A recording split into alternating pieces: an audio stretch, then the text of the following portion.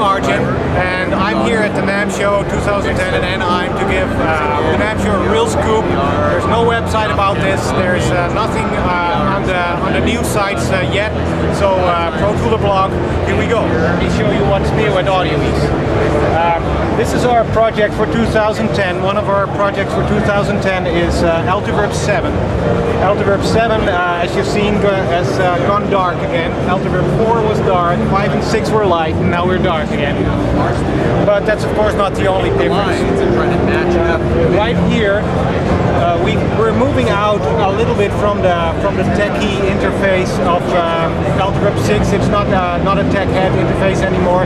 We've got all the familiar controls of a reverb, like in, out, and mix, bass, treble, low, mid, high damping, pre-delay, and attack right from the front panel. There's no switching anymore.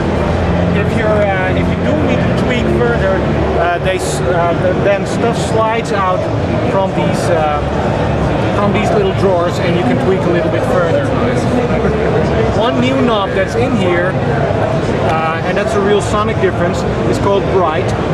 And brightness is actually, convolution reverb has one drawback. The real world, the real rooms, they just don't give you that sizzle, that algorithmic reverb sizzle. And we've been trying to come up with an algorithm that would put an algorithmic reverb on top of a sample of convolution reverb in such a way that it integrates nicely, so that it doesn't fall apart into two reverbs, but they sit on top. So now you can call up the Amsterdam Concertgebouw and give it a little bit of sizzle. Maybe we'll have to call it sizzle rather than bright, because it's distinctly different from EQing or damping. So that's one sonically big departure from Altiverb 6. Other than that, our impulse response library has grown over the years so much because we keep releasing new samples for free to our users, and that's really what sets us apart from our competition. The competition is mostly free reverbs that come with recording packages, and well, you know, we just kept adding impulse responses to ours. And if you tap on the name of this impulse response here, our new visual browser shows up. Somebody described it as iPhoto meeting Altiverb 7. So I can tap my familiar categories like churches and cathedrals, and they'll show up as slides there. And then when I do find a room, then down here are my different microphone configurations. Everything I do is pretty much instant. I tap them here and it gets loaded up there immediately for auditioning. So you can go into churches and cathedrals, or you can tap the concert halls, but you don't have to browse by category. You can also, suppose you're looking for a car, you can now just find a car. Or if you're looking for anything with metal in it, just type metal. Or maybe just a usage for classical music. There's a couple of suggestions right there. Maybe you want a space from the USA, stuff like that. So it's a searchable browser, and it's supposed to make it easier for you to zoom in on the impulse response that you really want. And some people tend to get stuck inside their room. They find a room that they like, and they keep inside because they like it, and it's okay. But now there's this little button down here that's called Similar. And Similar, when you have selected an impulse response, like for instance this one, Similar, if you hit that, will suggest a couple of impulse responses that sound like it. And sometimes the suggestions come from a very remote area. Sometimes it's like if you have a high-class recording studio, it may sound a little bit like a basketball gym somewhere. But when you listen to it, it makes sense. It actually does an analysis based upon this sloped impulse response view here, the waterfall, and it compares that and the size and suggests you a couple of other spaces.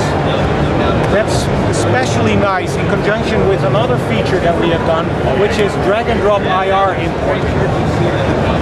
You can now drag something from your Pro Tools or your Logic or DP tracks and just drag it into Altiverb, and it will sound immediately as the chosen impulse response.